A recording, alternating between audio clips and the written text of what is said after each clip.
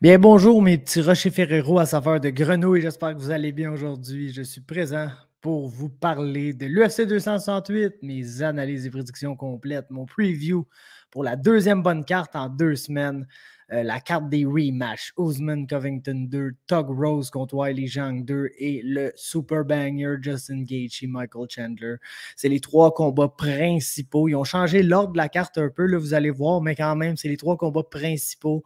Je suis là pour vous offrir mes analyses et prédictions, évidemment pour ces combats-là, mais tous les autres sur la carte. Puis on va commencer immédiatement avec le combat principal, le rematch entre Kamaru Usman et Colby Covington. Puis écoute, honnêtement, j'ai de la misère à me demander comment ça pourrait aller mieux que le premier combat pour Colby Covington. Je pense que oui, c'est un combattant qui pousse un pace de malade, qui va lancer des millions de coups de poing, mais honnêtement, Kamaru Usman s'est tellement amélioré au niveau de son punching power, puis son striking en général, je vous dirais, mais surtout comment bien planter ses pieds puis choisir, sélectionner le coup de poing qui va mettre son adversaire KO. On a vu Usman de mieux en mieux travailler derrière son jab, de mieux en mieux envoyer des plus petits punches pour justement set up sa grosse main droite, set up le punch qui va terminer le combat. Puis, tu sais, Colby Covington, oui, va être là puis va lancer un paquet de volume dans sa face.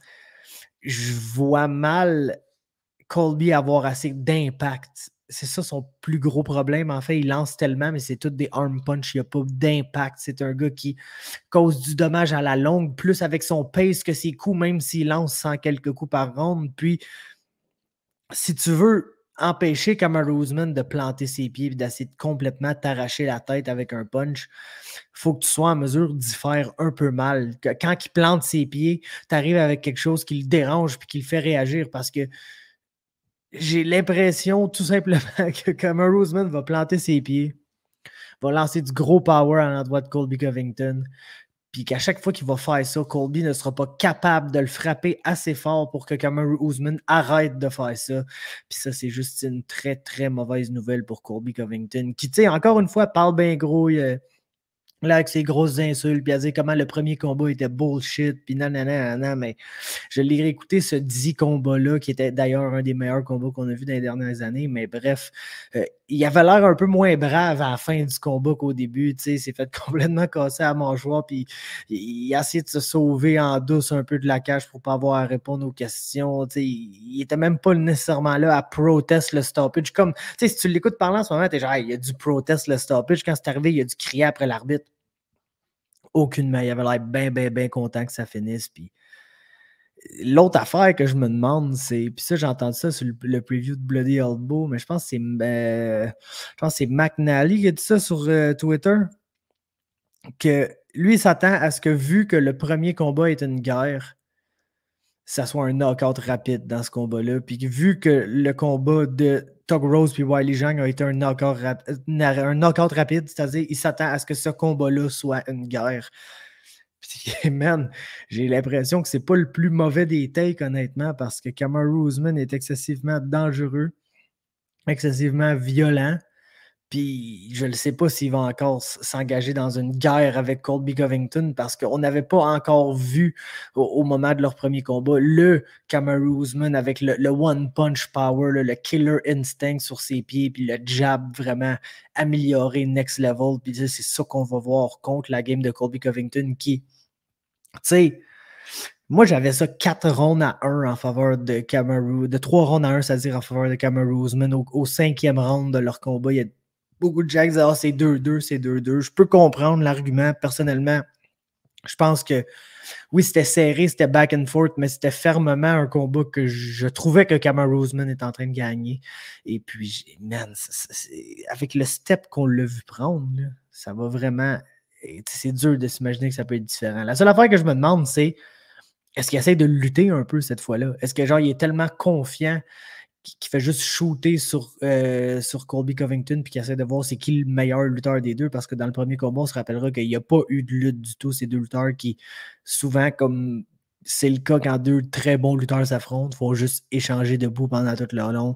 Ça ne me surprendrait pas qu'Ousmane essaie d'amener un peu de lutte ici, essaie de ramener un peu de cage control des genoux contre la cage, ces fameux footstomps pour essayer d'empêcher justement Colby de mettre ce gros pace-là sur lui, mais surtout pour créer un sentiment d'urgence dans Colby Covington pour que au moment où ce combat-là se retrouve à range, Colby sente qu'il faut qu'il en fasse un peu plus parce qu'il n'a pas contrôlé vraiment le round puis qu'il se dit si je veux gagner ce round-là, il faut que j'en fasse un peu plus. Puis à ce moment-là, qu'il va laisser des ouvertures. Bien que Colby Covington laisse des ouvertures pour les combattants qui sont capables. T'sais, on a vu des gars comme Robbie Lawler juste figé devant Colby à cause de son volume, mais pour les combattants qui sont capables de répondre à ce volume-là, Colby laisse beaucoup, beaucoup d'ouvertures. On s'entend que son attaque, c'est 100% offensif. Il n'y a pas beaucoup de mouvements défensifs et de choses défensives qui sont inclus dans le pace auquel il se bat. Et puis, on a vu dans le premier combat que Kamaru Usman était bien game de répondre à ces attaques-là. Donc, honnêtement, j'ai Kamaru Usman par knockout au, je vais dire, deuxième round dans ce combat-là.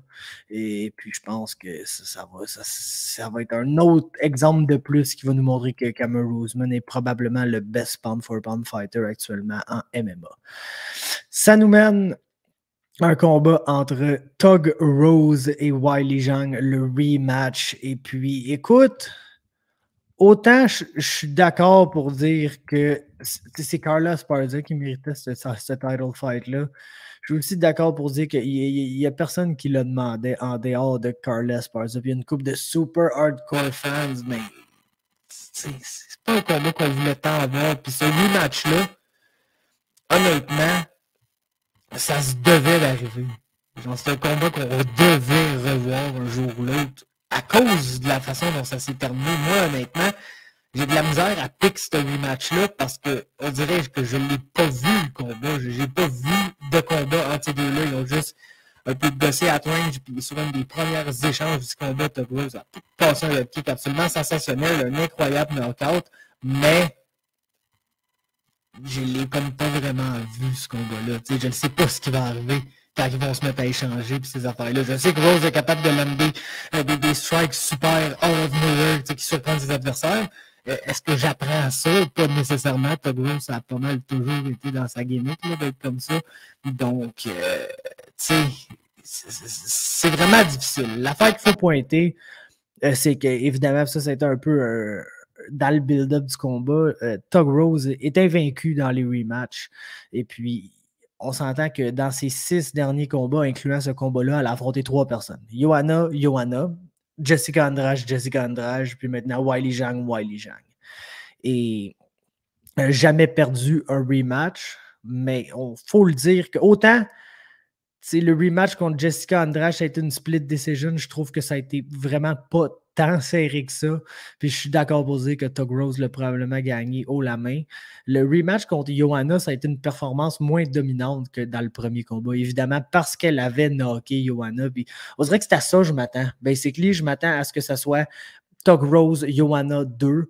La différence près que les gens, c'est un truc, puis elle va frapper fort. Puis on a vu Thug Rose que peut-être sa seule lacune, c'est au niveau de la durabilité. C'est quelqu'un qui commence les rounds très fort, qui souvent les finit un peu moins fort. Puis même s'il est capable de faire un 5 rounds, c'est rarement elle qui a le plus de jus à la fin du 5 rounds. Fait que j'ai l'impression que j'ai pas le choix de favoriser Weili Zhang si on y va à la décision parce que je l'ai vu justement contre Johanna juste prendre tout le dommage du monde puis le donner en retour 3 et 4 fois. Puis c'est sûr que faut qu'elle fasse attention à Thug Rose. Thug Rose est super slick at range avec ses attaques. Autant ses punches, ses hooks sont très furtifs que on a vu le kick dans le dernier combat aussi. Mais j'ai quelque chose en moi qui me dit que ça va être une guerre, ce combat-là, que ça va durer. Puis j'ai l'impression que le cardio, la physicalité pure et le power pur de Weili Zhang, plus ce combat-là dure, plus que ça va devenir un facteur. Je continue de dire que il faut qu'elle fasse très attention parce que si tu regardes le combat contre Johanna, c'est des head kicks qu'elle mange, Weili Zhang. À chaque fois qu'elle mange un bon coup qui sonne, qu'elle ne voit pas venir, on dirait que c'est un coup de pied à la tête. Puis c'est ça qui a passé le KO dans le dernier combat. Donc, ça va vraiment être un combat enlevant, d'après moi. Comme j'ai dit, je pense que ça va être une guerre, je pense que ça va durer. Puis si ça dure, je pense que le style match-up favorise à la longue la combattante la plus physique des deux, qui est sans aucun doute Weili Zhang. Donc, je vais y aller avec Weili Zhang dans le rematch. Mais vous pouvez vous assurer que j'ai quand même un petit bet sur le Trevor Whitman parlay là, sur cette carte-là, c'est-à-dire Ousmane, Namajunas, puis Justin Gaethje. Pas pour spoil mon pick du combat de tantôt, mais je pense que c'est un des combats que le pick est pas évident, mais pas le plus dur pick sur la carte à faire, mettons. Fait que j'ai Wiley Zhang ici, mais écoute, s'il y a un combat 50-50 qui peut aller d'un côté comme d'un autre, c'est définitivement celui-là. Donc c'est pourquoi j'ai un peu d'argent sur Tug Rose ici, qui est l'underdog, bizarrement enough, là, qui est l'underdog dans ce combat-là. Donc, Frankie Edgar, Marlon Vera. Pas pour continuer dans les reads super simples sur cette carte-là, mais si tu regardes Frankie Edgar, qu'est-ce qui se passe avec lui dans les derniers temps? C'est soit qu'il se fait passer le KO au premier round, ou soit qu'il va dans une bonne guerre back and forth où il a tendance à avoir le dessus. Puis la meilleure preuve de ça, c'est Pedro Munoz. Tu sais, oui, il s'est fait passer le KO par Sandhagen, finisseur absolument incroyable. Oui, il s'est fait passer le KO par Chanson Jung, finisseur absolument incroyable. Mais contre Pedro Munoz, qui lui aussi il est vraiment très bon pour cut le monde des échanges, on l'a vu à tout bout de champ contre Cody Garbrandt, là, notamment, je pense qu'ils sont plus notoires, mais bon combattant, bon finisher, très opportuniste. Il n'a pas été capable de finir Frankie Edgar au premier round, puis ça a fini une décision de 5 rounds où c'est Frankie Edgar ça a été back and forth, mais Frankie Edgar a eu le dessus dans ce combat-là. Puis où je m'en vais avec ça, c'est que Marlon Vera, c'est un slow starter, il est réputé, c'est le gars qui perd le premier round, puis plus le combat avance, mieux ça va. J'ai l'impression qu'il va peut-être gagner le troisième. J'ai pas confiance qu'il va finir Frankie cependant, puis il va assurément perdre le premier. Fait que la question va être, est-ce que Marlon Vera va se réveiller assez rapidement dans le deuxième round pour voler comme la deuxième partie de ce round-là, puis aller se sauver avec la décision très serrée? C'est pas ça mon bet. Basically, je pense que Frankie va probablement être capable de gagner les deux premiers puis de limiter les dégâts au troisième pour se sauver avec la décision. Fait que j'ai Frankie, le bon vieux Frankie Edgar, c'est mon pick par décision ici. Ensuite, Shane Burgos, Billy Quarantillo. Et puis, c'est vraiment un bon combat. Mais c'est un autre combat que tu regardes dans le disant crime. Il y a un combattant qui est tellement plus puissant, tellement plus physique que l'autre dans ce match-up-là que c'est dur. Puis en plus, Shane Burgos, oui, on s'entend se fait finir quand il perd, mais les gars qui l'ont fini, c'est basically Calvin Kattar et puis Edson Barboza. Puis on se rappellera tous le knockout contre Edson Barboza. Il n'y a aucune partie de Shane Burgos qui voulait se faire knocker dans ce combat-là. C'est juste son corps qui a dit hey, mon pit, t'oublies ça parce que sinon, il est resté debout quasiment à 10 secondes après s'être fait knocker. Là, on s'en rappellera, c'est un des knockouts les plus bizarres qu'on a vu dans nos vies. Ceci étant dit, Billy Q a du volume. Billy Q est super game et game de wrestle, mais l'affaire, c'est que Burgos aussi a du volume. Burgos, sa plus grosse lacune, c'est sa défensive, on va se le dire. Il fait trop de punch avec sa face. C'est pour ça que des fois, quand il se bat contre des super big punchers, il se fait finir. Mais Quarantillo est plus un Cub Swanson qu'un Kattar ou un Barboza, on s'entend ici. Puis ça me porte juste à croire que les deux vont être là, puis vont se frapper très fort, puis Burgos va juste frapper plus fort que Billy Q. Puis honnêtement, je pense qu'il est capable d'aller chercher un TKO là, au 2 ou 3e round dans ce combat-là contre Billy Q. Chose que j'ai pas. Je pense que Billy Q peut pogner une soumission out of nowhere si ça va au sol ou quelque chose. C'est peut-être sa meilleure chance. Je ne le vois pas vraiment finir Burgos avec ses points. Donc, j'ai Burgos par TKO, round 2 ici. Et ça nous mène au banger des bangers, Michael Chandler, Justin Gaethje.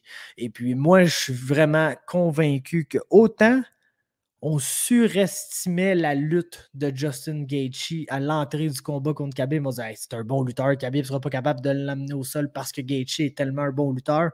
J'ai l'impression qu'en sortant de ce combat-là, on sous-estime la lutte de Justin Gaethje. Et je pense pas que Chandler peut arriver là puis vraiment out-wrestle Justin Gaethje. Puis entre vous et moi, les petits boys, que peu importe lequel des deux que vous aimez, c'est ça que Michael Chandler doit faire s'il veut gagner ce combat-là. Parce que Michael Chandler, oui, il arrive comme un maniaque au premier round, il est super puissant, il est super explosif. Mais est-ce que vous avez déjà vu quelqu'un crack le chin de Justin Gaethje?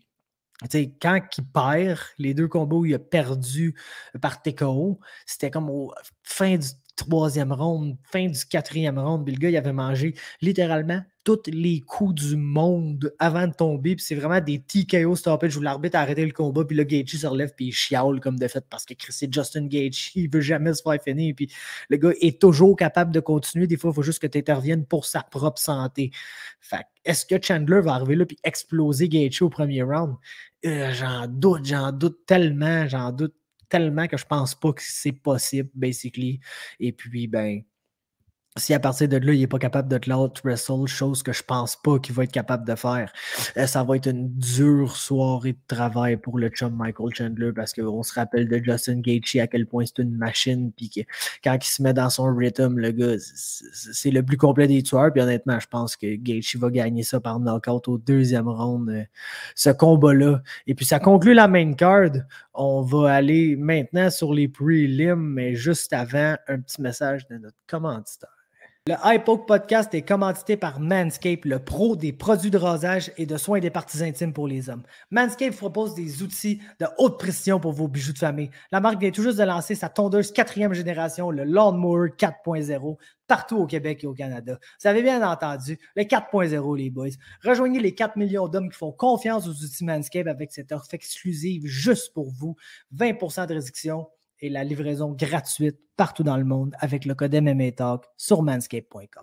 Imaginez vous raser avec une tondeuse élégante, optimisée et super bien faite qui fait du rasage d'une partie de plaisir dans la salle de bain. J'ai eu la chance de faire partie des premiers à tester la nouvelle 4.0 puis je dois vous dire, je suis époustouflé. Le design et le niveau de détail qui a été mis dans cette machine-là, ça place la barre très très haut. En plus, on a tous déjà été témoins d'histoires d'horreur dans la douche. Du sang, de la sueur et des larmes ont été versées en tentant de maintenir une allure acceptable à vos petits amis.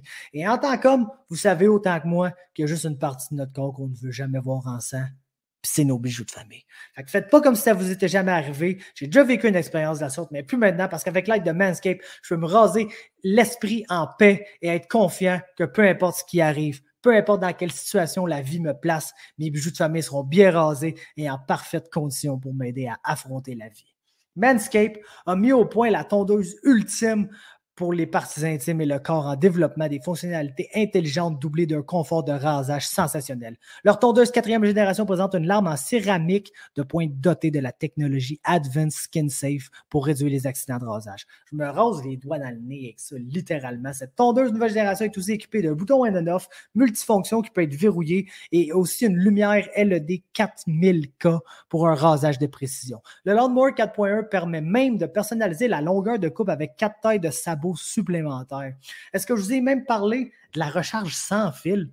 La nouvelle technologie de recharge sans fil à induction électromagnétique aide la batterie à tenir plus longtemps. Si vous vous rasez la barbe avec la même tondeuse que vos bijoux de famille, vous faites comme vous voulez. Je ne suis pas là pour vous juger.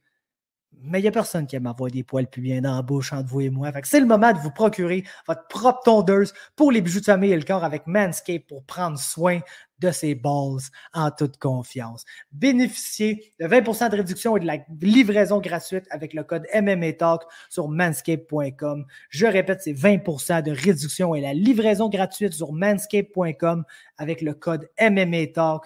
Prenez confiance en vous et utilisez toujours les bons outils avec Manscaped. Vos bijoux de famille vont vous remercier. Yeah. Merci à Manscaped, of course.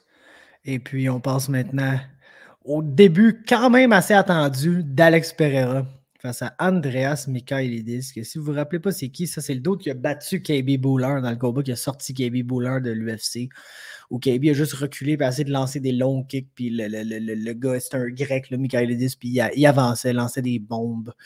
Ça n'a pas été un combat très intéressant, là, on doit se le dire, mais c'est Michailidis qui avait gagné. Puis c'est direct le genre de combattant que tu veux mettre dans les débuts d'Alex Pereira, qui est le kickboxer, le grand champion de kickboxing notoire pour avoir passé le KO à Israel Adesanya en kickboxing. Puis là, il débarque en MMA là, comme un genre de boogeyman, puis il s'en vient pour easy. Mais avant ça, il doit prouver qu'il est capable d'opérer. Puis tu sais, comme je dis, Michailidis, c'est un bon match-up. C'est un match-up qui va nous montrer si Pereira peut opérer à ce niveau-là parce que honnêtement, s'il ne gagne pas ça, s'il fall apart et il n'est pas capable de battre Andreas Michailidis, ça va nous montrer tout de suite que le gars, il n'y a pas rapport parce que Michailidis va être at best un lower middle of the pack fighter dans la division des 185 livres. C'est sûr que Pereira devrait avoir un gars qui court après lui, qui va lui donner des énormes counters.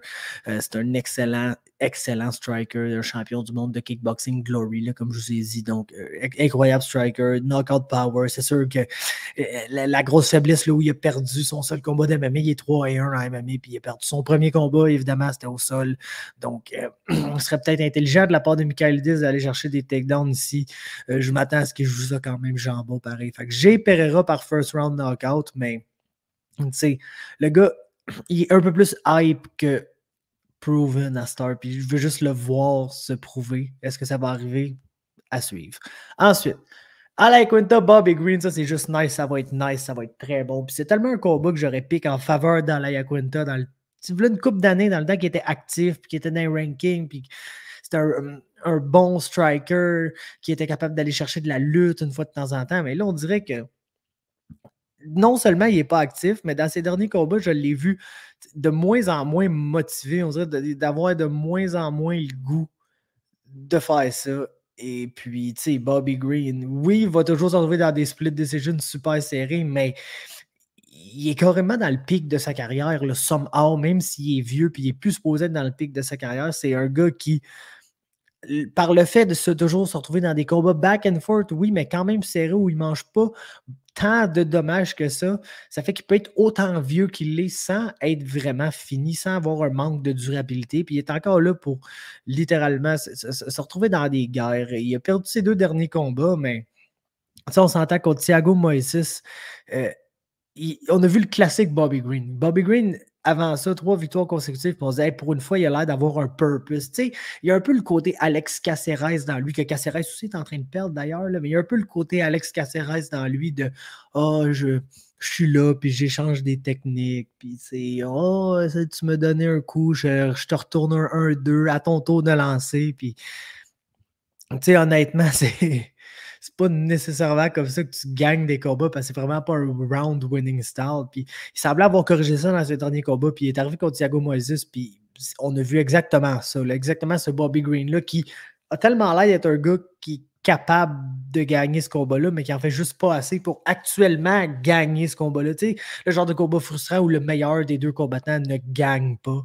Puis ensuite, ils l'ont matché contre Fiziev, puis crime, le gars, il s'est rendu à la décision, ça a été un fight of the night. Shout out à lui, probablement un des seuls combats où il a mangé un peu de dommages, mais encore là, moins de dommages que la majorité des gens mangent contre Fiziev. Fait faut lui donner un props. Tout ça pour dire, je vais avec Bobby Green par décision, juste pour son activité, puis le fait que même quand il est un peu outmatch, il se retrouve dans des combats serrés, puis Ala Iaquinta, on l'a vu comme un peu perdre le momentum dans ses derniers combats, puis être de moins en moins capable de revenir de l'arrière après un mauvais round, et puis, contre Bobby Green, c'est le moyen de perdre, basically. Fait que ça nous mène un autre combat, Phil Oz, Chris Curtis. Belle histoire, celle de Chris Curtis. Le gars est allé à Ultimate Fighter, je pense, un moment donné. N'a pas réussi à tailler sa place. Là. Il s'est rendu dans la maison, mais il a perdu. Donc, il a annoncé sa retraite. Puis là, quelques mois plus tard, il a dit « Ah non, j'aime ça me battre, je vais revenir. » Fait que là, il s'est battu sur les régionales.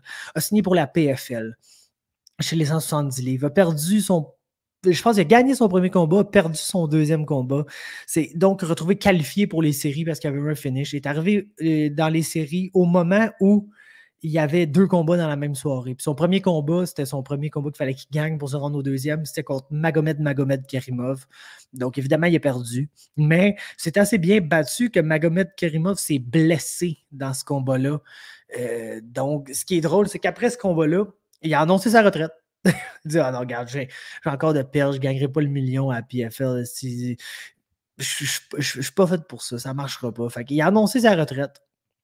Puis là, Bobby Cooper est allé se battre contre quelqu'un. Puis il a gagné. Puis là, plus tard dans la soirée, quand on a appris que Magomed Karimov était blessé, basically, c'est le chum Chris Curtis qui l'a remplacé. Fait que le gars venait d'annoncer sa retraite il y a 1 heure ou 2, même pas. Puis Le voilà en train de walk-out pour son deuxième combat dans la même soirée où il avait déjà annoncé sa retraite auparavant. Évidemment, il a perdu. Il a encore annoncé sa retraite, mais il a décidé de continuer. Et il a gagné ses 5 derniers combats depuis, battant Carl Stewart puis Kenny Robertson, 2 combattants de l'UFC. Et puis, honnêtement, il ne sera pas favori contre Phil Hawes.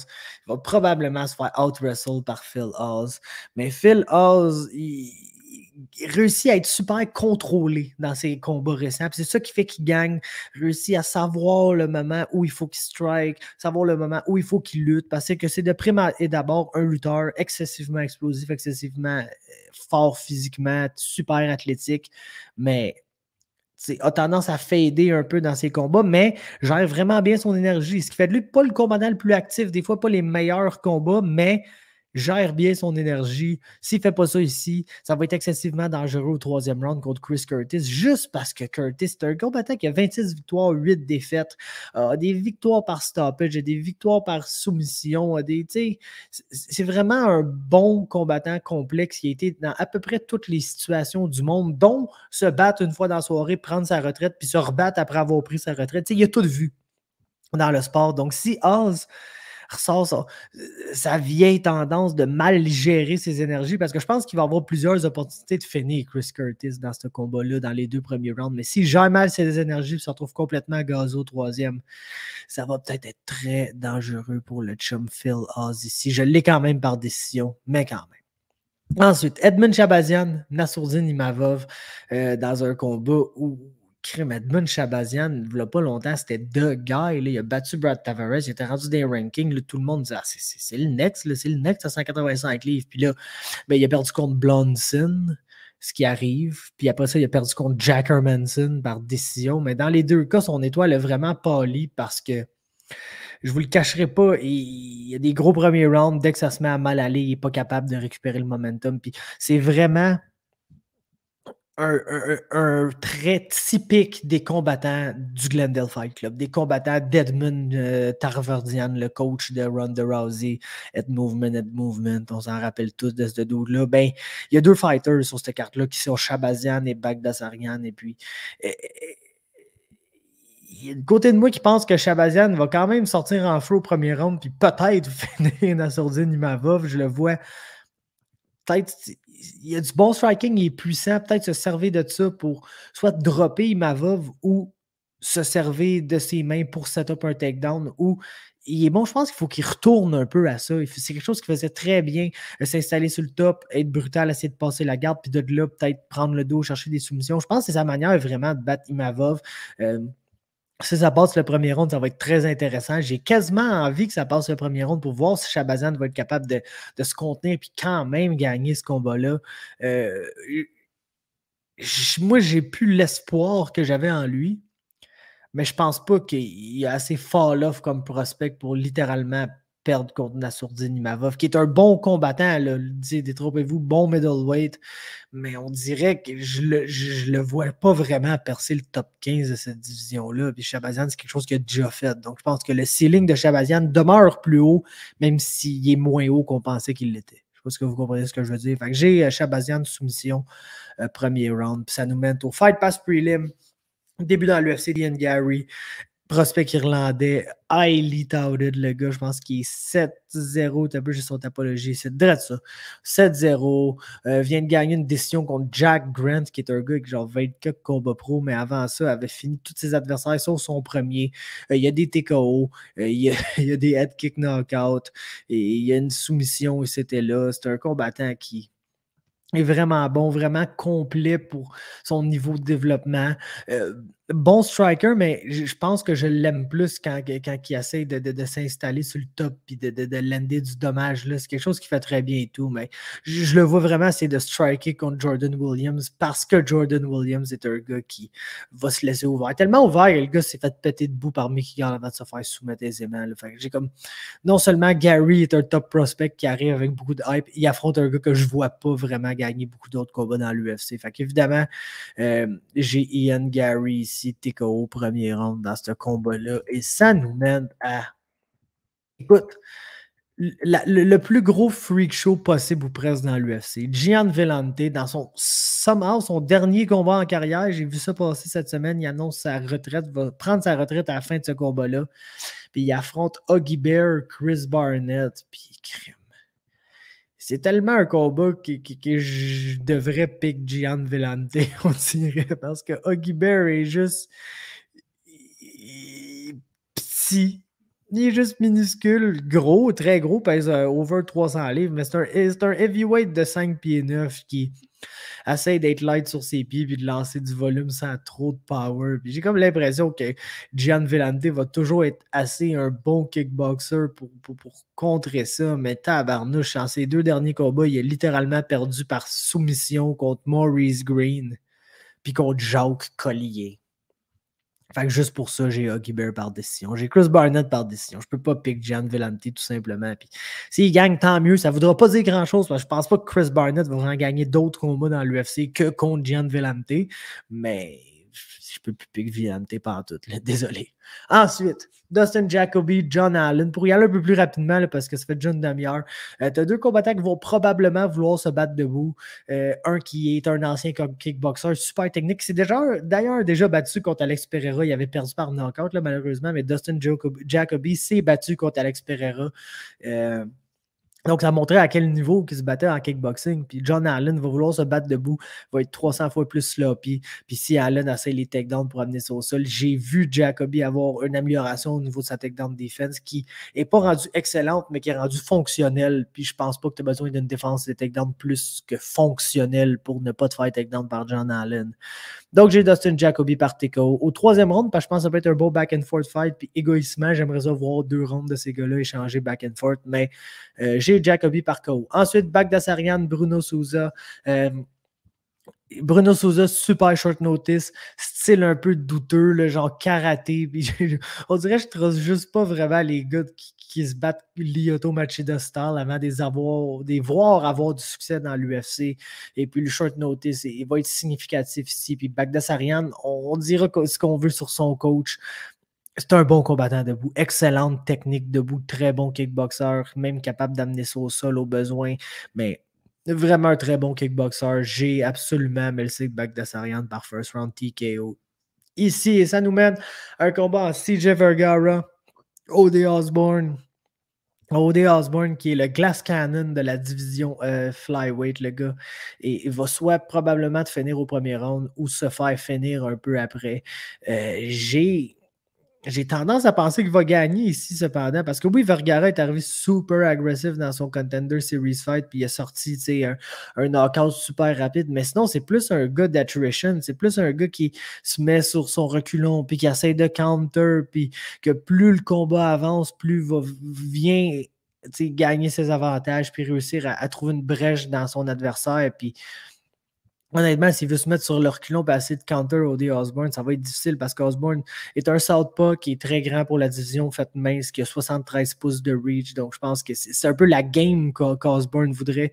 Si Vergara essaie de s'installer à range puis le counter, ben Osborne va essayer de le sniper avec des longues combinaisons, des longs punches puis des attaques assez créatives et explosives. Fait qu'honnêtement, je pense que O.D. Osborne peut le cut au premier round pour finir ce combat-là. Fait que ça va conclure mes analyses et prédictions complètes pour la carte de l'UFC 268. J'espère que vous avez apprécié.